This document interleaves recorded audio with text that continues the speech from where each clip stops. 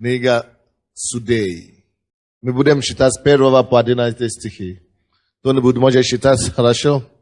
С 1 по 11 стихи. 1 глава, с 1 по 11 стихи. Хорошо, я прочту сам. 1 глава, с 1 по 11 стихи. Извините, только что Дух Святой мне сказал, что есть наркоман один, недавно пришел, вошел недавно в зал. Человек, который колется. Как вам? Вам не хотелось бы разве начать Новый год с новым настроением? Если вы хотите начать Новый год с новой жизни, без наркотики, Бог заинтересован помочь вам в этом.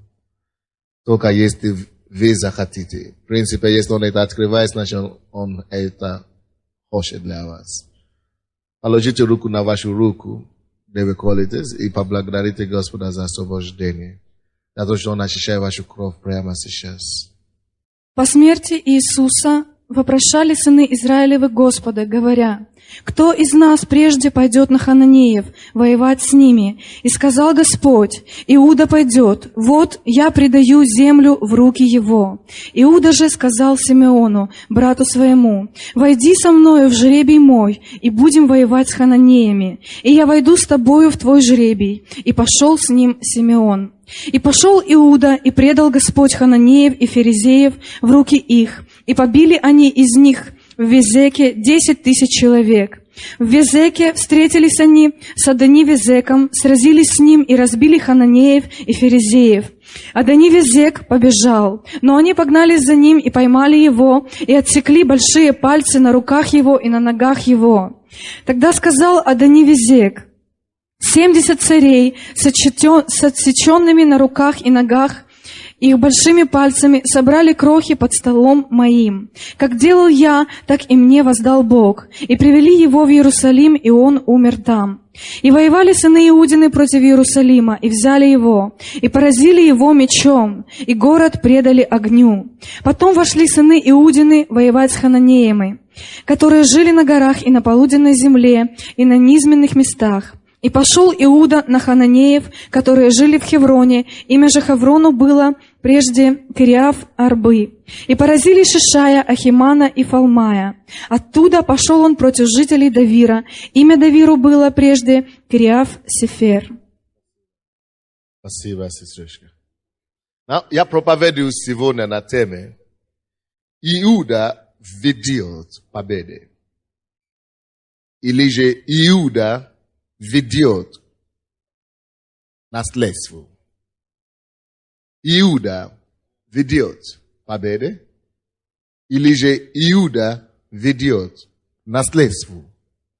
Если у вас есть, я вижу свободные места, если у вас нет, у вас группа порядка, пожалуйста, помогите, чтобы эти свободные места все были заняты. Потому что люди стоят. Я хочу поприветствовать людей, которые смотрят по экранам на фойе. Дайте нам восклицание славы, чтобы мы знали, что вы с нами. Рады вас видеть, рады вас слышать. Мы думаем, что скоро эта проблема решится. Иуда ведет победы, или Иуда ведет наследство. Вы все знаете историю, как Господь посетил детей Израилевых в Египте. Бог решил освободить их. Сколько лет они были в плену у египтяне? 400 лет. И Господь решил посетить их. И Господь посетил на самом деле. И Господь освободил их из Египта. И Бог обещал им, когда они шли из Египта: я веду вас в землю хорошую, добротную, там, где течет молоко и мед. Хорошее наследство. Хорошая будущность. Хорошая жизнь. Я вас веду туда. Вы хорошо жили в Египте. Но в земле в земле хананейской, куда я вас веду, вообще там будет, очень хорошо. Братья и сестры, подобное обещание мы имели, когда Бог нашел нас в миру. Слушай, мы все до единого жили в Египте. Мы жили в Египте, рабстве, греху. Мы жили в рабстве, зависели от греха. Мы жили в рабстве проблем. Мы жили в рабстве от сатаны. Сатана правил нами, как фараон правил египтян. Израильтян. И дьявол издевался над нами, как он хотел. Когда мы были в миру. Мы были без Иисуса. Мы работали. Из даже стали, которые из нас мы стали рабами работы. Некоторые из нас мы стали рабами неудачной любви или попытки создать его, ее семью. Всякие поражения в миру. Египет – это мир. Египет – это место поражения. Это место властвования дьявола. Властвования фараона над народом Божьим. Мы все жили там. Мы, конечно, думали, что мы лучше всех жили. Но в глубине в душе мы знали, что у нас нет душевного покоя. Что-то не хватало всегда. Даже те, которые из нас лучше были. Все равно в душе что-то не хватало. В Египте ты никогда не сможешь чувствовать себя как дома. Египет не есть дом. Есть обетованная земля. И Бог вывел своего народа с этим словом обещанием. Слушай, вам будет хорошо. Я буду вашим Богом там. Я буду вашим царем. Не просто земля очередная, но это земля, где будет течь молоко и мед. Это невероятно. Как это в земле течет? Притечет прямо. Молоко и мед. Но молоко не течет. Нужно это самое, нужно давить молоко. А тут Бог говорит, что там вообще не надо будет давить, вообще течет. Мед тоже не течет. Мед надо собирать. Это метафора, который описывает нам, насколько хорошая жизнь Бог приготовил для людей, кого Он спас. Для людей, кого Он освободил от Египта. И 40 лет эти дети Израилевы, они шли в их наследство. Это было их наследство. Они намечтали об этом наследстве. Они ждали, они жаждали, когда же мы наследим эту землю наконец. Если бы это был ты, представляй, какой бы у тебя был эйфория и жажда. Где-то, когда же я доберусь до земли, где течет молоко и мед. Когда же я увижу, у них было желание. Они стремились в землю обетования. Но по неверию, из-за сомнения, из-за желания жить по-старому, многие из них так и не увидели эту землю обетования. И погибли в пустыне за 40 лет. Вы в курсе? Бог мне говорит сейчас, что есть человек, которому делали операции. И вас шили, швы, и у вас начали проблемы в этом месте, где была швы, где операция была. У вас проблема там же, где вас оперировали несколько лет, там надо, вроде бы что-то, либо открывается это швы, или что-то такое. Положите руку на себя и поблагодарите Господа, что Бог сам исправляет это дело. И совершает ваше здоровье. Совершенствует ваше здоровье. Это вы, женщина? Это желудок? С правой стороны? Аминь. Аминь. Слава тебе, Господь.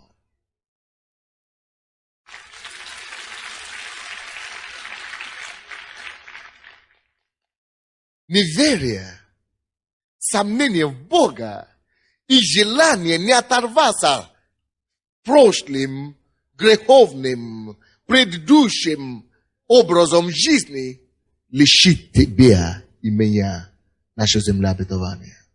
Они погибли в пустыне. Они вышли с Египта, чтобы наследовали эту землю обетования, но не дошли. Из-за чего? Сомнение Бога. Недоверие Богу. Из-за желания жить по-старому.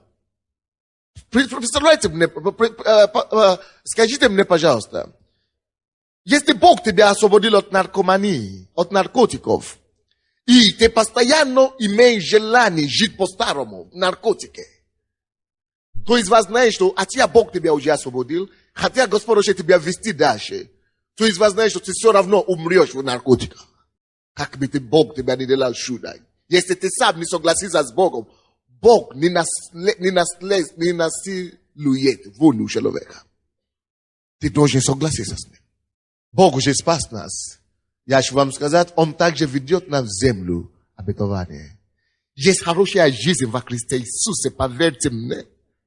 И не важно настолько, как плохо вам сегодня. Всем бывает тяжело. Но есть свет в конце туннеля. Бог тебя не ввел в землю, где мучения, боли, страдания и неудачи. Он говорит, я тебя веду в землю, где будет течь мед и молоко. Это то, что он обещал нам. Даже если пока тяжело в пустыне, мы хотим довериться ему. Он сказал, я доверяю ему. Но после даже 40 лет, когда эти люди уже погибли там, оставшиеся люди, которые уже доверились Богу и которые хотят наследовать землю, они уже вошли, они уже доехали в эту территорию, землю обетования. Вот теперь просто оставалось, чтобы они просто брали территорию, чтобы они просто разделили эту землю между собой. И Иисус Навин, который ввел их в эту землю, умер. Все распущенные, Господь исцеляет вас в зале, пожалуйста, положите руку. Иисус Навин умер, они уже доехали в землю. Теперь, но там жили еще другие люди, Хананеи, которые очень, вы помните, какими они были? Высокорослые. Они имели даже по 6 пальцы, они гиганты, они были исполнены. И тут умирает Иисус Навин. Нам же надо брать эту землю. Мы уже доехали, но как теперь нам взять ее? Мы уже приехали, мы уже доехали. Но как нам взять эту землю без того, чтобы оттолкнуть? Надо же убрать эти люди, которые там жили раньше. Это большая борьба была. Это большая проблема была. И хотя они уже доехали, они не могли владеть то, что Господь обещал им. И в силе того, что там жили эти высокорослые люди. Они уже доехали. Братья, есть слишком много людей, которые сидят в этом зале. Вы уже доехали в церковь. Это есть место вашего избавления. Я стою здесь, чтобы сказать, что если вы уже пришли в эту церковь, Бог поэтому вас и нашел. Если вы уже пришли, это место, где вы получите вашу победу. Это место, где ваша судьба сформируется. Это место, где Господь решит и исполнит его обетование в вашей жизни. То, что ты искал всю жизнь, здесь Бог это исполнит.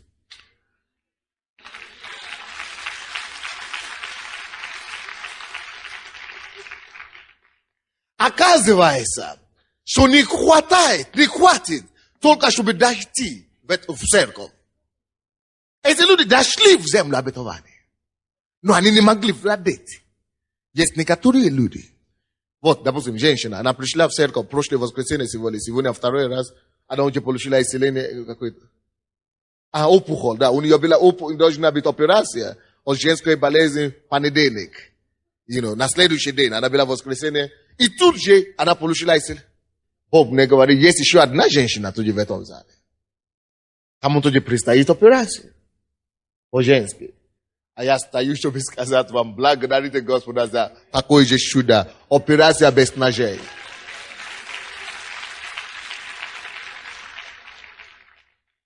Здесь у нас есть люди из Павлова, здесь, я не знаю, к вам это относится или нет. Но есть тоже еще другой человек, который должен делать операцию в голове.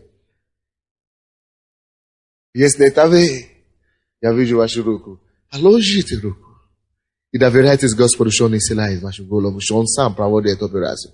Но к чему я веду? Женщина пришла. Первый день и сразу овладела то, что она искала. Но это еще не все. Но многие из нас, мы уже пришли. Хотя это есть то место. Это есть то место, где Бог хочет разрешить наши проблемы, но мы не можем брать. Эти люди уже пришли. Они уже дошли. Но возьми уже, они не могут брать. что нам делать, братья? Когда мы доходим, когда мы знаем, что Бог решит мою проблему. Я знаю, что Бог же делает сюда для других, Он сделает для меня. Бог спас других, Он спас меня. Он довел других до неба, Он меня доведет до неба. Я знаю, что это мое место. Что нам делать, когда мы знаем, что вот это мое место, но я не могу получить? Почему другие получают, а я не могу получить? Что нам делать? Вот, израильтяне были в таком же положении. Они знали, что мы уже доехали в землю обетованную. Но куда нам дать? Ну, давайте посмотрим это место Писания еще раз. Первую главу. С первого стиха. По смерти Иисуса вопрошали сыны Израилева Господа, говоря, кто из нас прежде пойдет на Хананеев воевать с ними? Кто такой Хананеев? Это те люди, которые нужно убрать, чтобы владеть эту землю, которые жили там раньше. Земля хананейская, вы знаете, да? Он говорит, кто теперь пойдет на них? Мы уже доехали, но кто теперь дойдет, чтобы, пойдет, чтобы собрать это самое? Посмотрите, самое интересное. Самое интересное, это Божий ответ. 2 стих. И сказал Господь, Иуда пойдет. Вот, я предаю землю в руки его. Иуда пойдет. Когда надо было осмотреть землю обетованную, Бог сказал, чтобы выбрали представителей из всех колен. Нужно было все колены. Но тут, когда нужно было владеть победой, когда нужно было владеть наследством, почему Бог не сказал? Бог-то знает, что даже им всем тяжело идти на Хананеев. Они гиганты. Они все не могли. И тут Бог говорит, вы слушайте меня внимательно, пускай один только с колена, одно колено только. Тут было 12 колен, не могли ничего делать, не смогли идти. Он даже не говорил, хорошо, ты, одна колена, или 6 колена идите, или 2 колена, или 3 колена. Он просто сказал, пускай, вот, Иуда пойдет. Он даже не сказал, колена Иуды. Нет. Он говорит, пускай Иуда пойдет. Пускай пойдет Иуда. Слушай, всякий раз, когда ты в тупике, когда ты не знаешь путь вперед, когда ты нуждаешься в Божьем сверхъестественном вмешательстве, когда ты дошел до стенки, надо пробить. Что нужно? Бог говорит, Иуда пройдет. Иуда – это то, что прорывает путь. Иуда – это то, что владеет победу, когда уже никто уже другой не возьмет. Иуда – это то, что даст тебе твое наследство, которое ты заслужил, но тебя не достает. Что же такое Иуда? Многие из вас знаете, но те, кто не знает, откройте со мной, пожалуйста, Бытие, 29 глава. Бытие, 29 глава, 35 стих. Бытие 29, 35. И еще зашла, эта женщина тут зашла, беременна, значит. И родила сына.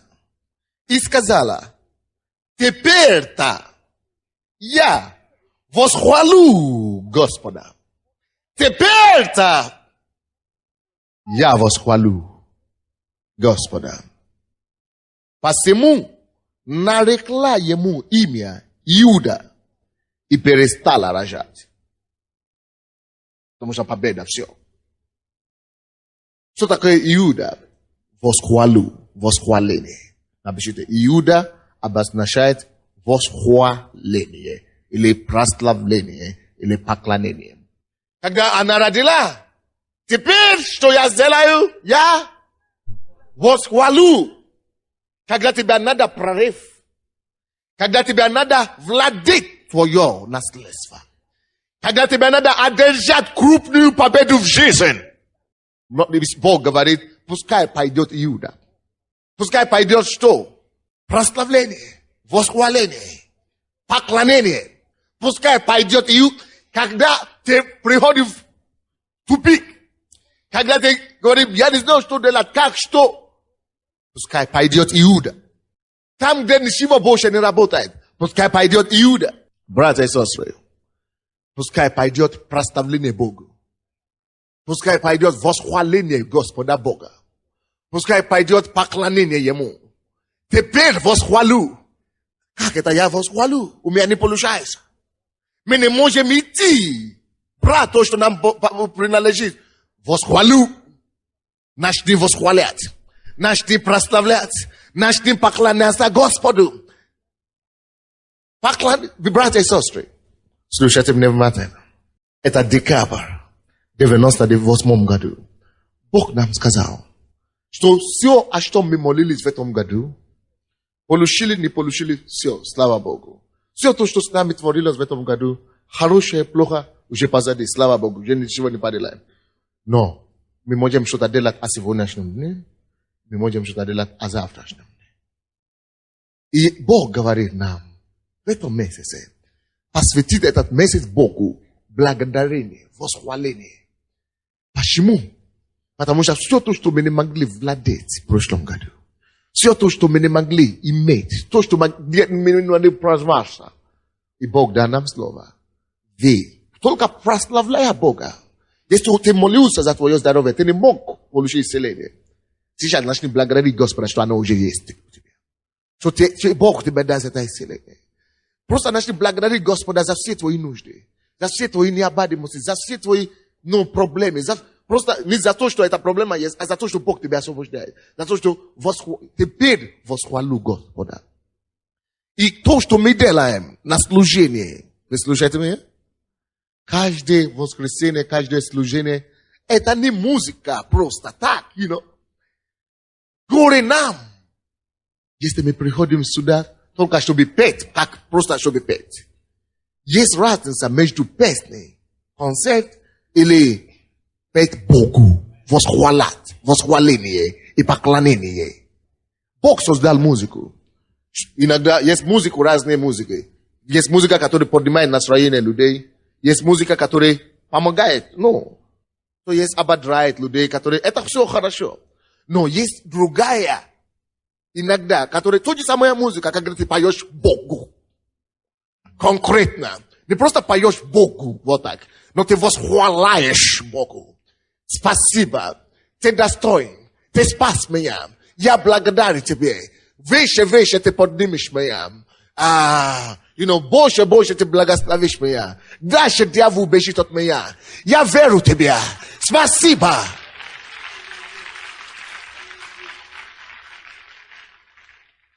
Это не просто религиозный обряд.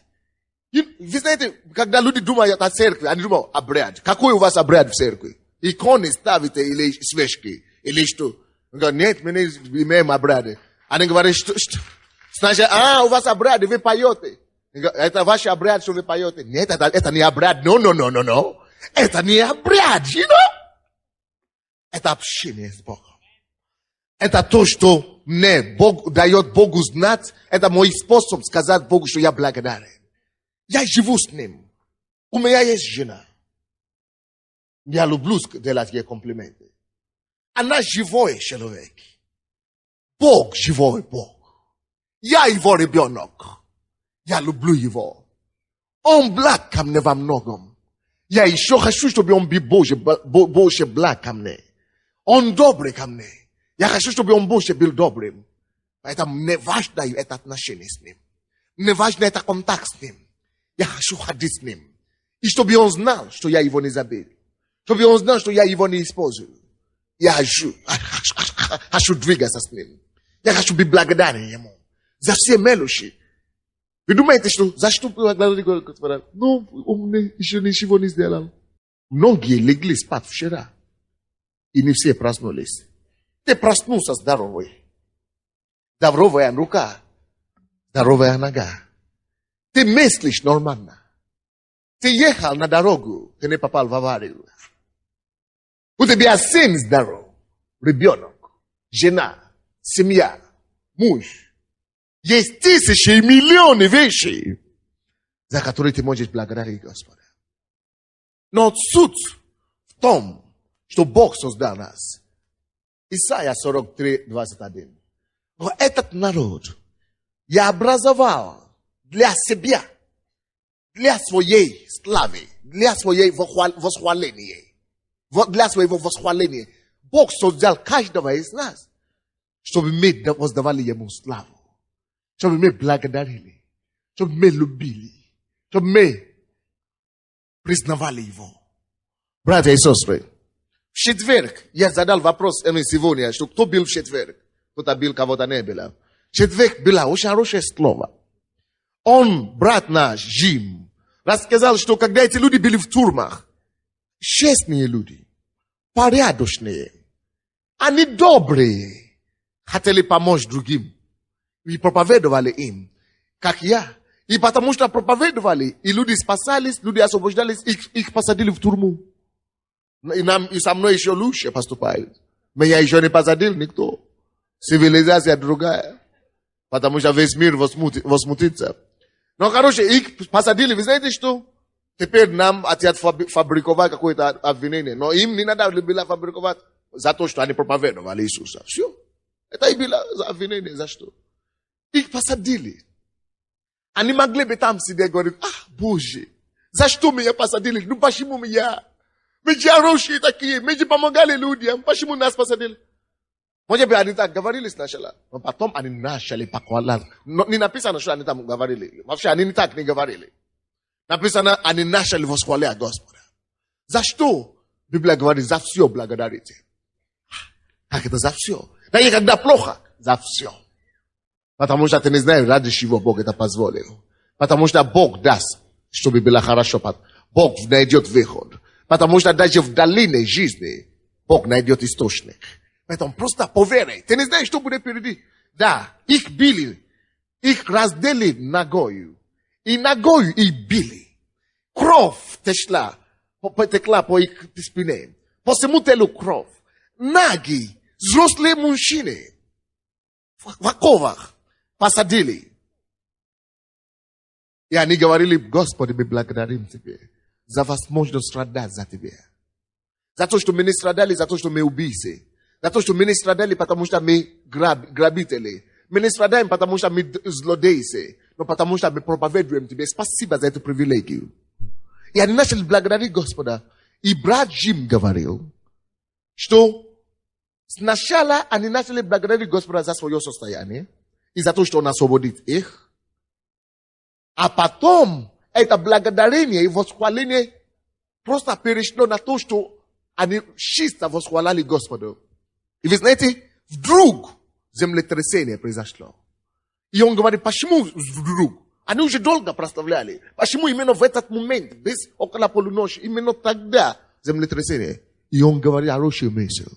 Он говорит, когда твое прославление и восхваление Богу становится событием между тобой и Богом, когда ты становишься поглощенным этим поклонением, этим прославлением, когда ты уже не замечаешь ни друга, ни боли, ни обстоятельства, ни проблемы, когда ты уже не замечаешь ни соседа, ни кто рядом стоит, ничего, когда ты уже просто, твое сердце, именно, Богу, ты уже просто Бога прославляешь, Богу восхваляешь, когда именно ты сосредотачиваешься и забываешь все, когда ты уже поглощен. И как только что эти люди были поглощены, и уже больше не видя свои проблемы, не видя больше свои боли, не видя больше свои неудачи, Бог послал ответ. Землетрясение. А что это говорит нам? Это говорит о том, что мы должны знать, не просто делать вещи, потому что люди делают. Вы видите, что я мог бы приходить в церковь и говорить, я такой солидный в костюм. Нет, но я знал секрет, я знал Слово Божье, я знал силу прославления Бога. Я уничижаюсь как можно больше в церкви. Я танцую, как будто я глупый. А вы думаете? Не совсем. Потому что глупость человеческая, Божья, мудрее, чем мудрость человека.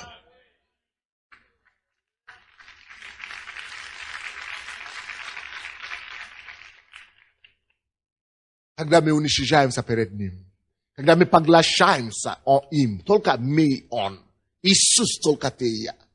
Иногда я стою здесь на сцене, я молюсь в духе, да, Я забываю, что вы здесь есть. Я представляю все ваши проблемы Богу. Я просто Богу. Только я и Бог. Я говорю, Господи, помоги этим людям. И вы знаете, Бог начинает мне говорить, какие проблемы в зале. Он начинает мне открывать, я начинаю видеть вещи. Так, чудный Бог. Никогда больше не относись к поклонению и прославлению и песням в церкви, как будто ты посторонний, участник. Никогда больше не равнодушно не относись к хвале и поклонению Богу. Поглощаем. Даже есть некоторые такие, которые приходят в церковь во время прославления. Это не их любимая тема. Они ждут Сандея, чтобы Сандея вышел. Они сидят, да, сидят.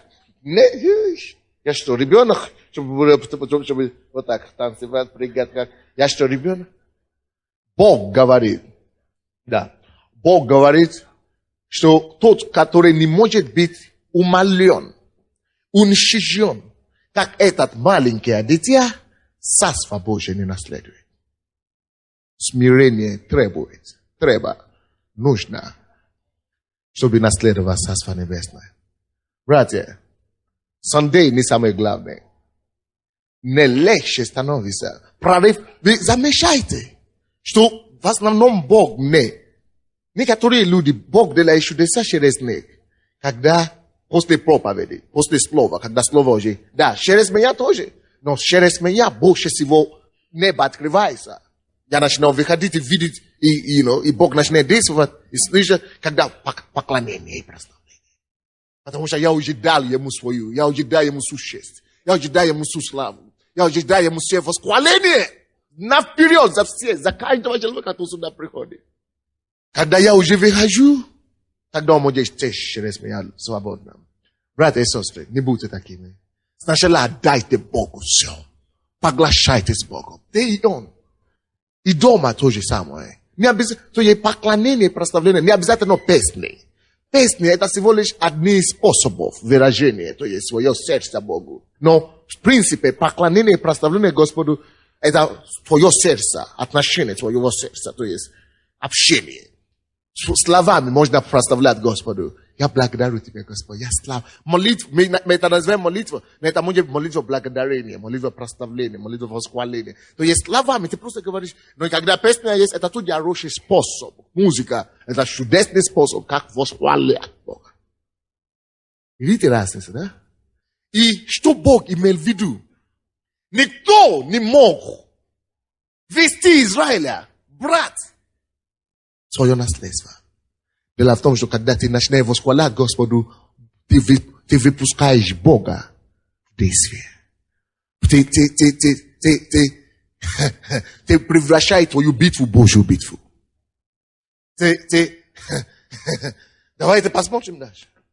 Очень важно то, что я говорил вам только что. Второй стих еще раз, давайте посмотрим. Это Судей. Судья 1:2. Если у вас есть машина, еще лучше. Вы знаете, все эти песни, которые мы поем здесь, у нас есть кассеты по прославлению нашей церкви. Сколько кассет вы уже выпустили? 5 или 4? 5 или 4 песни. Все песни, которые мы поем, есть в кассетах. Они выпустили их. Не просто песни, но в зале, чтобы вы могли чувствовать присутствие. Кто заметит, что когда мы славим, поклоняемся Господу, присутствие будет не сходиться. Вы замечаете это? Какое-то присутствие, как бы люди в миру называют это аура какой-то. Мы это не называем аура, это помазание Духа Святого. Это присутствие Духа Святого. Бог приходит, когда ты восхваляешь. Вот это Судья 1:2. И сказал Господь, Иуда пойдет. Вот, я предаю землю в руки его. В руки кого Бог предает победу? Вот, я предаю победу в руки кого? Хвали. В руки кого? Хвали. Я говорил только об одном человеке, у кого проблема с сердцем. Есть другой человек, у кого проблема с сердцем. По-моему, у вас жмет сердце, как будто она уменьшивается. Видно? Положите руку, пожалуйста. Простите, чтобы он исцелил вас. Он говорит, Иуда пойдет. И я предам победу в руку его. Слушай, вы много о чем молились. Бог говорит нам в понятном слове сегодня. Я предам твою победу в твоей поклонении, твоему поклонению. Я предам твою победу в твоей хвале. Я высвобожу твою победу, то, что тебе надо. Я высвобожу твое чудо. Я высвобожу то, что ты ждал, то, в чем ты нуждаешься, когда ты начинаешь благодарить Господа. Я помню, одна сестра здесь, я не скажу кто, я не укажу на нее, она здесь присутствует. Она мне говорит, она очень сильно молилась за сына. Очень сильно. И вдруг, она просто начала благодарить Господа за все, за то, что Бог ее спас, за то, что Бог ее привел в церковь. Просто благодарить. Она просто начала благодарить. Она даже не знала за что. Благодарить Бога за все. За церковь, за сына, за семью, за все, что Бог дал ей. И вдруг Бог дал ей видение. И слышит голос. Я спас твоего сына. Он спасен. И она начала благодарить Бога, благодарить. Именно она молилась до того, постилась до того. Но нету, не было очевидной победы, не было какие-то изменения. Но когда она просто начала славить, сама в комнате, в офисе, просто начала славить Господа, благодарить Господа, вдруг Бог ей дает голос, показывает видение, что все. Хвала. Твое хвале. Твое благодарение Богу. Твое не просто словами вот так автомат, а твое сердечное, переполненное, благодарное сердце принесет тебе ожидаемое чудо. Это слово Божье говорит, я предам победу в руки Иуды. В чем ты нуждаешься в победе сегодня? В чем ты нуждаешься в том, чтобы владеть? То, о чем ты молишься давно, что ты ждал давно. Бог говорит, я предам победу в руки хвалы.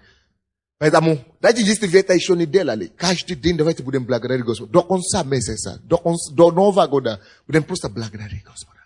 Будем только славить Его. За все нужды, за все проблемы, мы будем благодарить, что Бог посылает его ответ. За то, что Он уже услышал наши молитвы. За то, что Он помогает нам. За то, что Он дает свою победу нам. Все, мы будем просто благодарить и быть благодарны Господу. Вы поняли меня?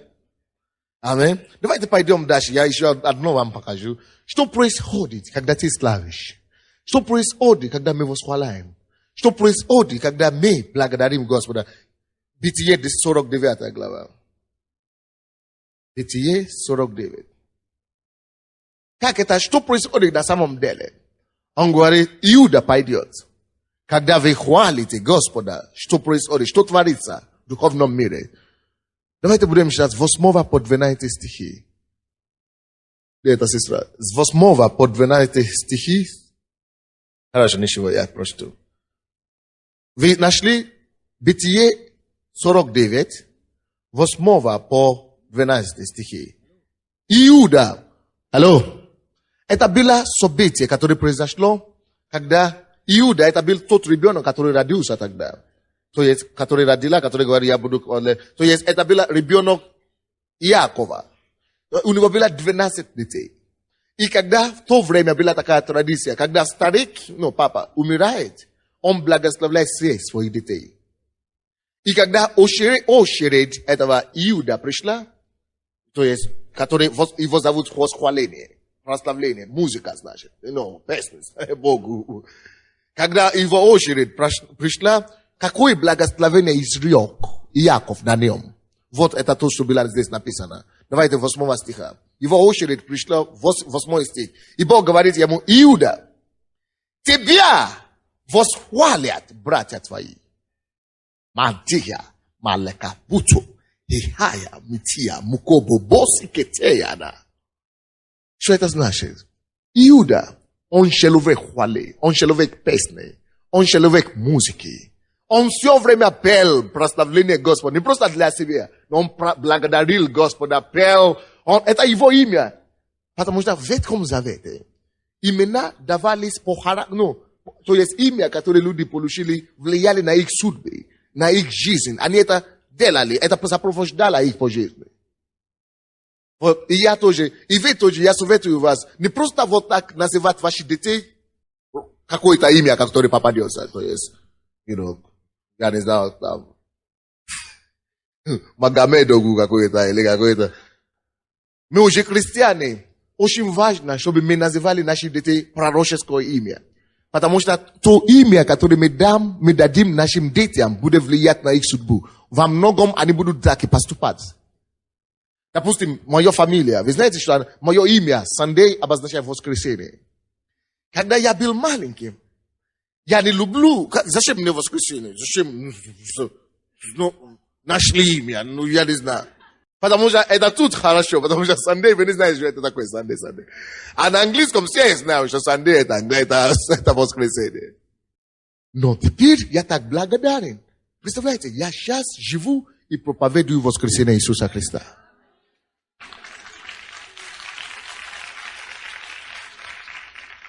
Допустим, моя фамилия, многие вы слышали, кто знает, как моя фамилия? Аделаджа. Аделаджа значит тот, кто приходит, с примирением. Тот, кто приходит с примирением. Приходящий с примирением. И действительно, теперь я примиряю людей с Богом. Бог говорит, я вам дал служение и слово примирения. Это все мое имя и фамилия, оно следует за мной. Я примиряю людей. Я не обижаюсь на людей. Невозможно, чтобы меня разозлить. Я не обижаю, не получается. Это после того, как я показал, конечно. Миру так не сработало. Но тут Бог, в нем все обетования, да? В нем, во Христе Иисусе, все обетования, да и аминь. Вот, короче, Иуда, он жил жизнью хвалы, потому что это его имя, это его судьба. Он был музыкантом. Он не просто был музыкантом, который пел для людей, он и пел и для Бога. Он и пел христианские песни. Поэтому я сказал, как его зовут, Славик. Чтобы Славик нашел песни, какие-то христианские песни, вот как сейчас мы пели, всем нашим звездам, которые пришли к Богу. Чтобы в церкви тоже они начали петь. Хорошо? Вот Павлик сидит, Виктор. Он уже готов, он говорит, я любое время. Аминь. Да, он уже первого дня мне сказал. И другие тоже, которые приходят в церковь. Скажите, пускай все... И Иуда был таким человеком, короче. И послушайте, когда его очередь пришла. Вы слушаете меня, да? Когда очередь Иуда пришла, Бог ему сказал, вернее, Отец ему сказал, 8 стиха, Иуда, тебя восхвалят братья твои. Кто знает почему? Я вам скажу. Почему именно это есть первое благословение на него? Потому что во всем он жил жизнь хвалы Богу. Он всегда восхвалял. Он всегда восхвалял, благодарил, воспевал Богу. И когда ты сеешь, то, что ты сеешь, то и пожнешь. Он сеял хвалу. Он сеял образ жизни хвалы. Бог говорит, кто почтет меня, того я почту. Он говорит, кто будет чтить, кто чтет меня, кто чтит меня, того я что? Почту. И благодаря тому, что Иуда, его имя, он славит Бога все время, Бог говорит, я тебе подниму настолько, что все твои братья, все, это ненормально. Такое благословение ненормально в Израиле. Потому что в Израиле такая традиция, что именно первый ребенок должен получить больше хвалы. То есть двойное помазание, двойное благословение на первого ребенка. То есть, если все дети должны восхвалять кого-то, они должны восхвалять именно старшего ребенка. А тут, потому что этот человек сеял жизнь в восхвалении Богу. Благодарение, это Бог говорит, что то, что ты сеешь, то, что ты даешь мне, даже все твои братья, даже твои старшие и младшие, люди, которые даже старше тебя, будут тебя восхвалять. Когда ты начинаешь славить Господа, есть почтение, особое почтение, которое Бог тебе дает. Вот. Иуда приносит Хвалу. Он говорит, тебя восхваля, брата твои. Рука твоя на крепте врагов твоих. Что это значит? Рука твоя, враги, это как, в Ветхом Завете. Люди, когда ты победил уже твоих врагов, это то есть, что это царь или их рука, военнокомандующий, лежит, и ты можешь положить ногу на нем или руку на его шею. Это значит, он уже побежден. И через Иуду, Бог говорит, что Иуда, его рука будет на хребте врагов его. Иуда, поклонение, восхваление Богу, позволяет тебе одержать победу над своим врагом. Напиши это. Поклонение Богу. Это серьезно. Если бы мы знали, Библия так просто, когда ты понимаешь. Когда ты восхваляешь Господу, когда ты начинаешь прославлять Господу, Бог приводит твоих врагов на твой путь и делаешь их, чтобы они были ниже тебя. Чтобы они восхваляли тебя, и чтобы ты одержал над ними контроль, победу над ними. Поэтому, если кто желает одержать победу над своими проблемами и врагами в этом месяце, что вам надо делать? Начинать восхвалять Господа, как вы никогда не делали. Начинать благодарить. Начинать просто восхвалять Господа, как никогда не делали. Поклоняться тебе, сыны Отца твоего. Поклоняться тебе, сыны Отца твоего. Что это значит? Когда ты восхваляешь и поклоняешься Господу, другие, Бог даст другим тебе прославлять, тебе уважать, тебе почитать. По восхвалению Господу, это вроде бы ты унижаешься, да? С одной стороны ты поешь, ты спрыгаешь, аллилуйя. Перед людьми ты поешь, ты все. Вроде бы ты унижаешься перед Богом. Но это то, что Богу нравится. Бог говорит, что смиренному Он дает благодать. А гордому Он противится.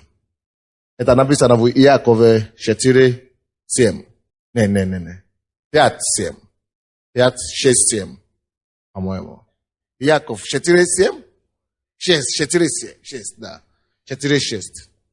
Когда человек смиряется, уничижается, смиряется полностью перед Богом, ты восхваляешь Его, ты поешь Богу, ты благодаришь Господа, люди думают, что вы поехали.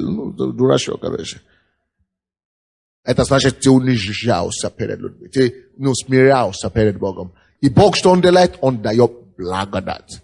И благодать это сделает, чтобы другие, наоборот, Он говорит, что кто унижает сам себе, того поднимет Бог. А кто сам себе поднимает, того унизит Бог.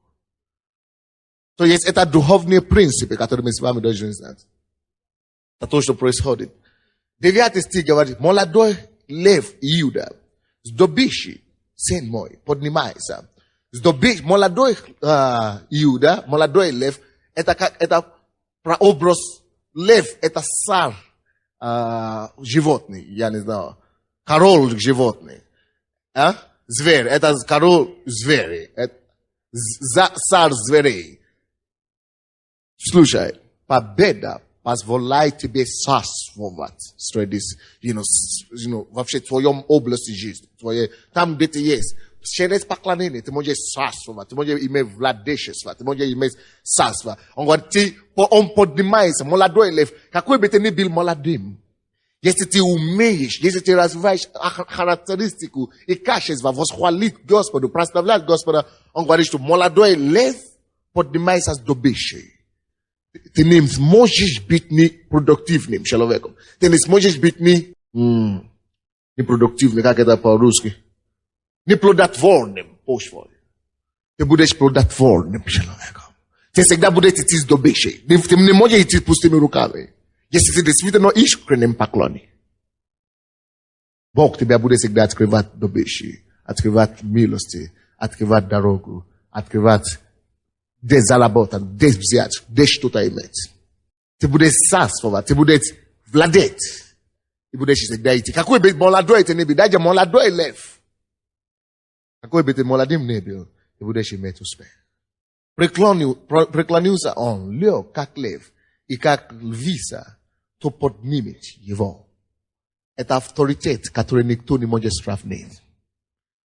Когда ты в контроле, ты имеешь авторитет, который никто не может сопоставлять. Через Иуда. К сожалению, мое время уже, Боже мой. Это половина проповеди. Я закончу следующее воскресенье. Как я назвал эту проповедь? Следующее воскресенье, это что у нас? 27-е. Да, это не первое еще, это не... Ага, хорошо, да, я успею еще. Я успею. Кто следующее воскресенье, как я назвал эту проповедь? Иуда что? Ведет наследство. Иуда ведет победы. Поэтому, братья и сестры, давайте будем останемся на 5 минут. Будем петь какую-то песню, хвали и прославление. Будем просто прославлять Бога от всего сердца. От всей души. Он говорит, победу я дам в руки Иуды. Победу я дам в руки хвали. Победу я дам в руки. Наследство я дам в руки хвали. Братья и сестры, я не буду молиться за нас. Пока ты будешь славить и будешь поклоняться Господу, твои чудеса буду перегонять тебе. Буду догонять и перегонять тебе. Пока ты будешь славить Господа, вы помните, важно, чтобы ты достиг точку, когда ты один с Богом. Значит, если все вокруг, но ты поешь Богу, ты прославляешь Господа, только ты Он. Вот когда ты смог достичь вот эту гармонию твоего сердца с Богом, значит, твоя победа все обеспечена. Давайте будем славить Его.